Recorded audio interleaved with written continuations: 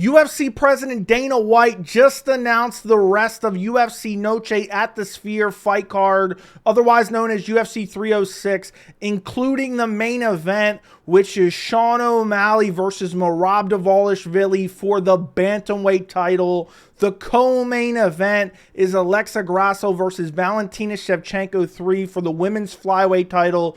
And the featured fight on the card is Brian Ortega versus Diego Lopez. I love this card, boys. It almost brought a tear to my eye. I'm already so excited for UFC 304 tomorrow. And now Dana White drops a banger UFC Noche card when I was starting to lose faith. I am so excited for this card. We're going to look at the official announcement. We're going to listen to what Dana White had to say. We're going to react to each fight. I'm going to give an early prediction for each fight. We do have some disappointing news. There was a massive fight pulled from UFC Noche, but it's still going to happen just on a different date, so it's not all lost. And really, we're just going to break down these fights. I cannot wait for UFC Noche. And also, we're going to talk about what this means in terms of the rest of the UFC schedule for the rest of 2024, which we will talk about at the end of the video. I think there's some really big takeaways you can take from this announcement. Let's start off by listening to the official announcement from Dana White. And I didn't think we might not get this announcement today. Most people didn't. Because Dana White earlier posted on his Instagram and said, big news coming in 45 minutes. And then he went on his Instagram like an hour and 15 minutes later. Luckily, I missed all this fiasco. He came on and said, tomorrow I'll be announcing the full UFC Noche card. And everyone was like, wait a second.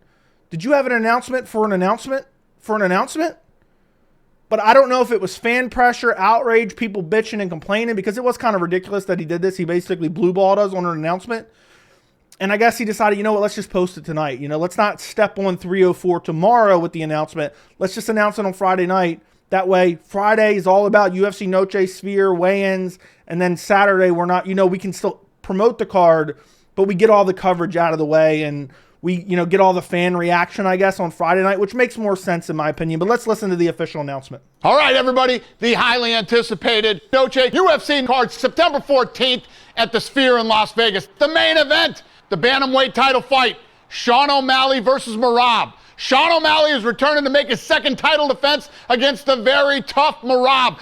I'm going to let him finish this out but I wanted to say this is a straight up heater, boys. I can't wait for this main event. Sean is the most exciting fighter in the bantamweight division with an all-action style and heavy knockout power. He won the belt after knocking out Aljamain Sterling in the second round, and now he takes on Aljamain's teammate, Merab, who is currently on a 10-fight win streak and has looked impressive in consecutive wins over 3 former champions in Cejudo, Yan, and Aldo. So there you go. There's the official announcement.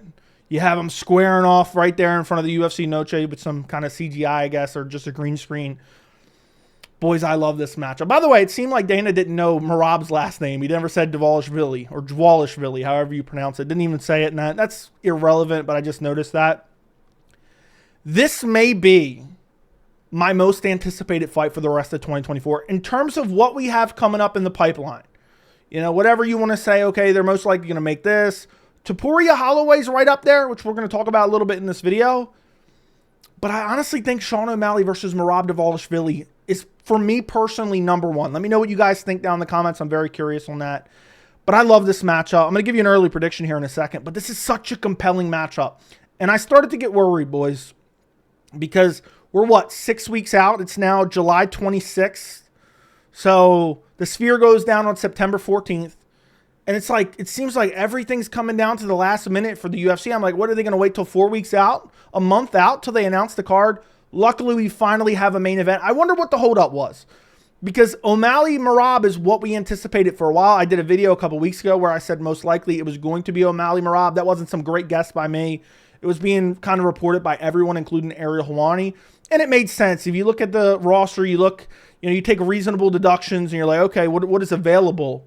There was really only 3 potential options. It was O'Malley versus Merab, it was Topuria versus Holloway, and it was elevating Grasso to the main event against whether it be Shevchenko or Fior or whoever it may be.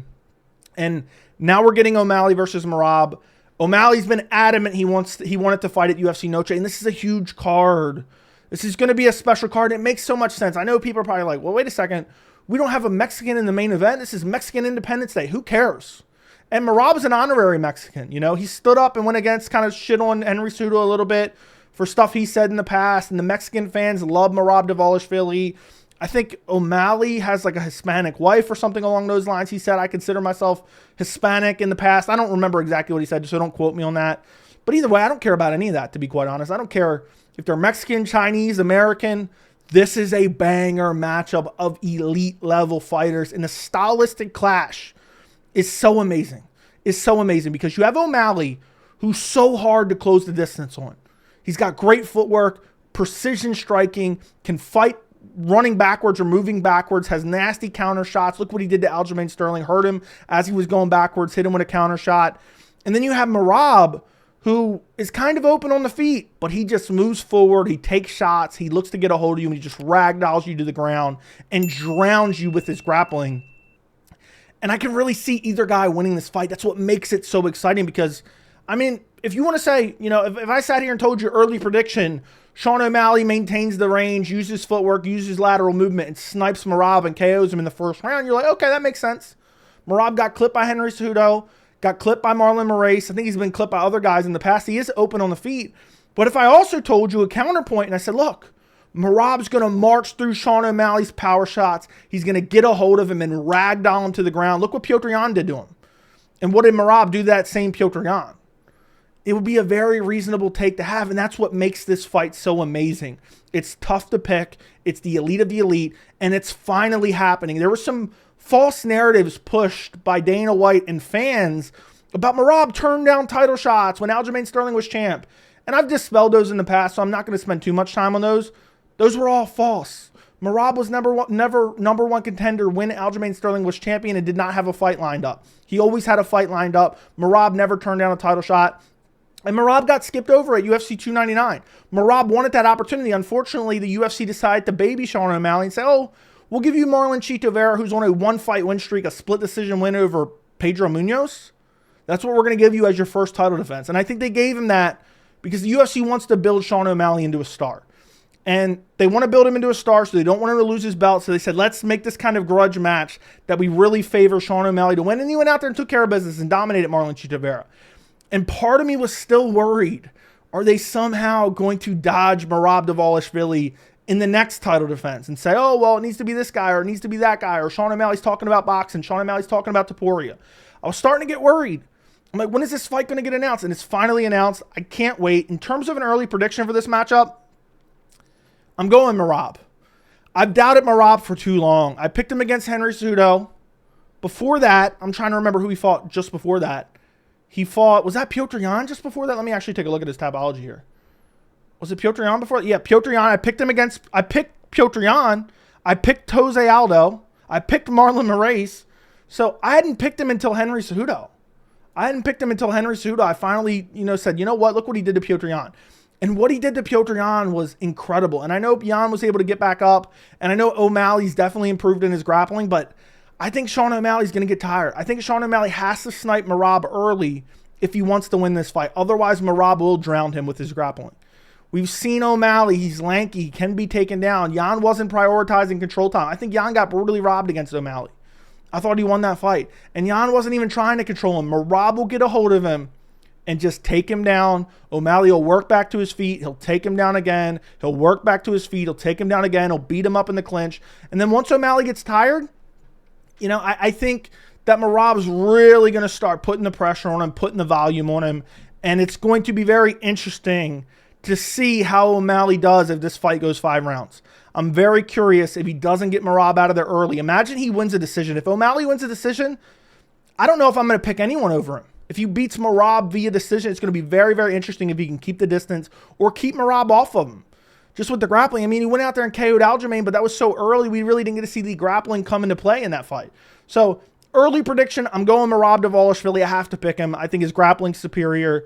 I think his chin's good enough where he'll be able to absorb some shots from O'Malley. And I don't think he's dumb enough to go out there and try to strike with him. Now, let's take a look at the next fight they're going to announce here. I'm just going to start it here because I think he gets right into it next. Aldo.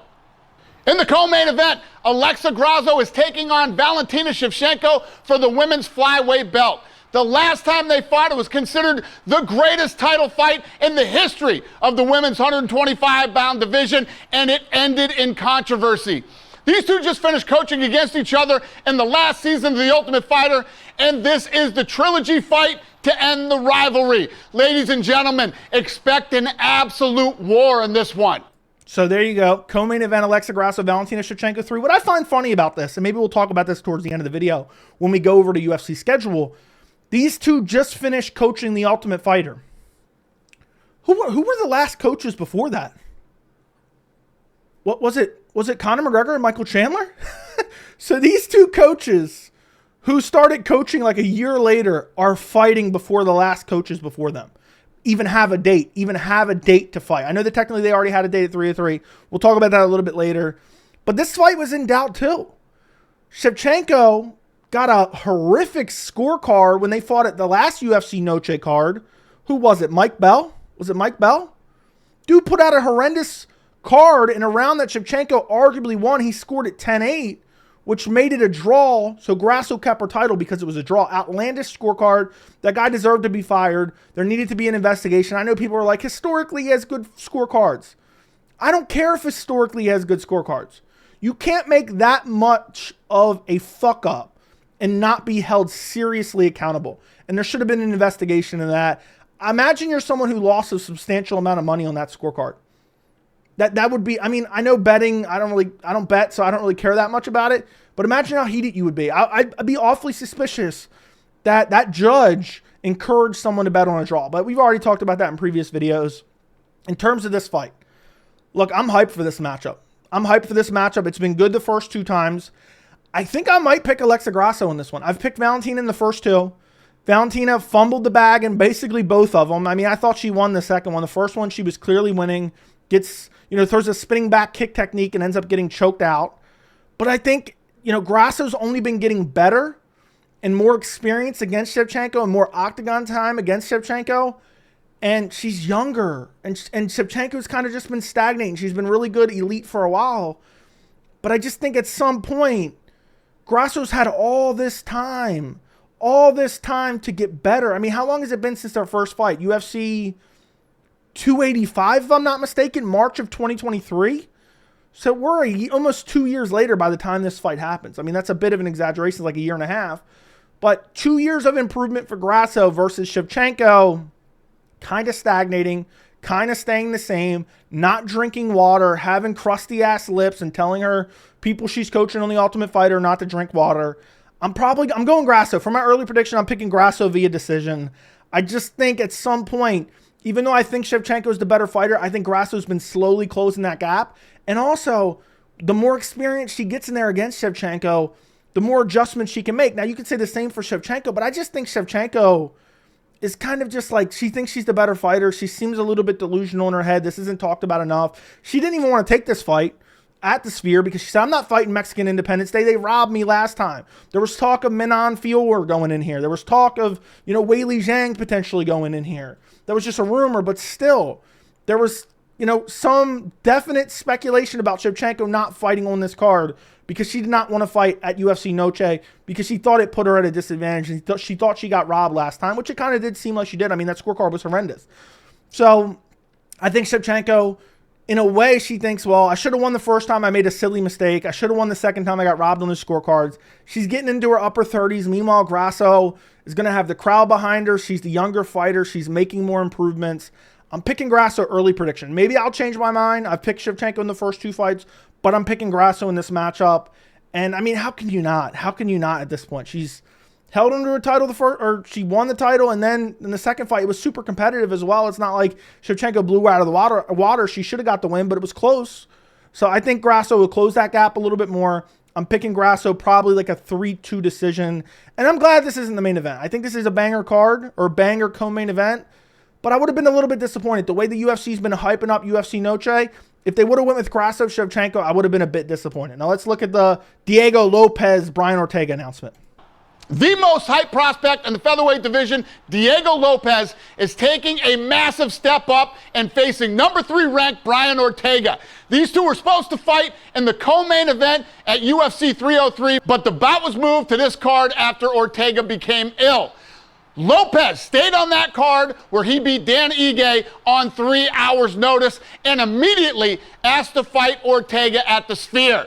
These guys love to stand and trade, even though they both have unbelievable jiu-jitsu. Both will fight anybody, anywhere, anytime.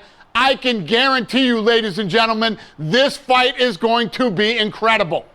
I love this fight. I mean, this is a fight I've wanted to see for a long time. Brian Ortega, you know, I know not technically now anymore because he beat Yair, but for the longest time he was squatting on his ranking. And I know he was injured, but it's like he hadn't beaten anyone but the dead corpse of the Korean Zombie. Now he has a win over Yair. But I want to see him fight that up-and-coming contender. And Diego Lopez has a lot of hype behind him, is improving with every single fight, has nasty jiu-jitsu, nasty hands, nasty power on the feet. There was talk of Brian Ortega going up to lightweight. I'm glad that's not happening anymore. I hope he's okay to make weight for UFC Noche. But this was scheduled. I'm so glad. You know, this is going to sound crazy, and maybe I said this a while back. I was happy when this fell off of UFC 303 because it got thrown together on 2 weeks' notice. Both guys are scrambling to cut weight. Ortega wasn't even going to make weight before he pulled out. It was moved up to 155. It wouldn't have meant anything.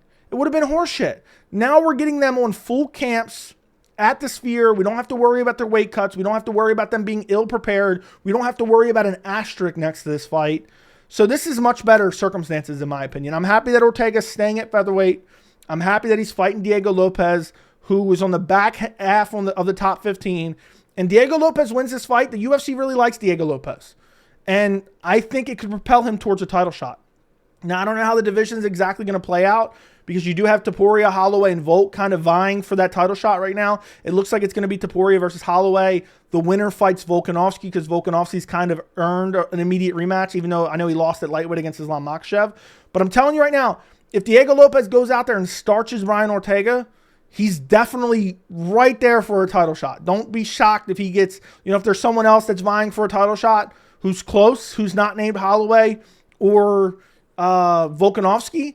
I think they'll throw Lopez into a title shot, even if it's Mavsar. Let's say Mavsar goes out there and beats Aljamain Sterling. I believe he's fighting him in October.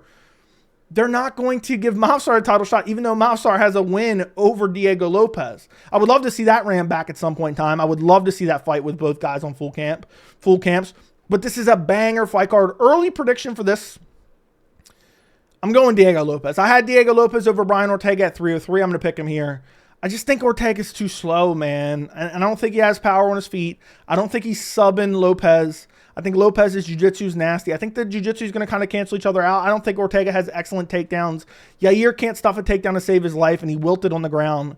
I'm going to pick Lopez. I think Lopez might KO him. I know Ortega's pretty durable. I think I picked Lopez by decision in their fight at 303 before it got canceled. I'm going to pick Lopez to finish him via KO this time. The fact that he had a dramatic weight cut last time, and, you know, he may fall. He fell off the card, and who knows how the weight cut's going, considering he has said he may go up to lightweight. It looked like he was going to go up to lightweight. I'm going to pick Diego Lopez. I'm going to let it play a little bit more because he does announce one more fight, which is Daniel Zellhuber versus Esteban Ribovics, but we're not really going to react to that too much. Daniel Zellhuber may be Mexico's most talented young prospect. From Mexico City, he's 15-1 and fights with a fast-paced, striking heavy style. He's looking for his third straight performance bonus when he takes on Esteban Ribovic. Ribovic is 13-1 with all... So there you go. That's a banger matchup. Love the fight. I favor Daniel Zellhuber. I think he's just a little bit more technical from range, and I think he'll probably beat Esteban Ribovics. But Ribovics is filthy and has nasty power, just KO'd Terrence McKinney. So to kind of sum all that up, here is the full main card for UFC Noche. O'Malley Dvalishvili, Grasso Shevchenko, Ortega Lopez, Zellhuber Ribovics, and Rodriguez Ode Osmar. I think he announced that at the end. That's a banger card. They may reshuffle the main card. I mean, this is definitely going to be the top 3 fights, so they may reshuffle the main card. But I doubt it, because you look at the main card right now, this is the rest of the main card. There is one fight cancellation here, which is Michel Pereira, Anthony Hernandez. We'll talk about that in a second. But you look at the rest of the card, I doubt they're going to kind of shuffle any of these guys up to the main card. I doubt. Maybe they might put Raul Rosas Jr. versus Arichi Lang on the main card over Rodriguez versus Osborne. We'll see. We will see. But overall, UFC Noche is going to absolutely deliver. I am so excited for this card. I am disappointed, though, because earlier today, Michel Pereira versus Anthony Hernandez will now be the main event of UFC Fight Night on October 19th. Pulled off UFC Noche. I wish they would have kept that on Noche. I really do. I'm super disappointed in that because this was a banger matchup that I was really dying to see. And now it's moved back a month. And then you never know. There could be an injury now. I hate when a fight gets postponed for later on. And then you never know. You know, they could have made that date, but now there may end up being an injury. It just sucks overall that this got pushed off UFC Noche. But I guess the UFC needed a main event here. So UFC Noche, absolutely incredible. Again, here's the full card, minus the fights that were just announced. You know, Tapology hasn't updated just yet, but this is a banger card. Irene Aldana, Norma Dumont, Yasmin Jauregui versus Ketlin Souza, which I actually think Dana talked about in that announcement video too. You have Edgar Chairez versus Kevin Borjas, which is a straight-up banger as well. Ronaldo Rodriguez versus Ode Osborne, Manel Torres, Ignacio Bahamondes, Raul Rosas Jr., Richie Lang. Great card. Unfortunately, we lose Michelle Pereira versus Anthony Fluffy Hernandez. Now let's talk about, before we end this video, let's talk about the rest of the schedule for 2024. Because one of my first thoughts when this announcement came out was, what about Michael Chandler selling those Wolf tickets? He kept saying, oh, we're going to be fighting at the Sphere. Now, he didn't really come out and say that, but he was hinting to a lot of people, UFC Noche, UFC Sphere. And I told you guys, look, he's just trying to manifest this. He's full of shit. And again, we find out it's not happening. I mean, I don't think anyone really bought that one at this point. I think most people are on my side. This fight, you're not going to believe it until they step in the cage. But regardless, there was still that small shred of hope. Like maybe the UFC's working behind the scenes. They're going to book Conor McGregor versus Michael Chandler. Earliest that's going to happen now is most likely November or December, because it's not going to happen in November. Because earlier today in an interview, Dana even said, look, it's going to be John Jones, Stipe Miocic in November, which we kind of already knew.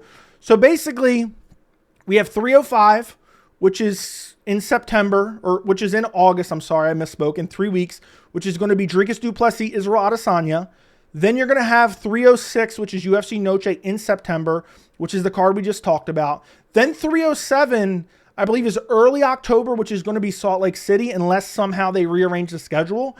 It's looking like that's going to be Topuria versus Holloway, which is a massive advantage at elevation. I still find that hard to believe it's going to happen in Salt Lake City, unless they really want Holloway to beat Topuria, because Holloway's going to be at a huge advantage at elevation with his stamina advantage.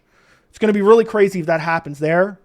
Then you're going to have UFC 308 in Abu Dhabi in late October, which will most likely be Islam Makhachev versus Arman Tsarukyan 2 for the lightweight title.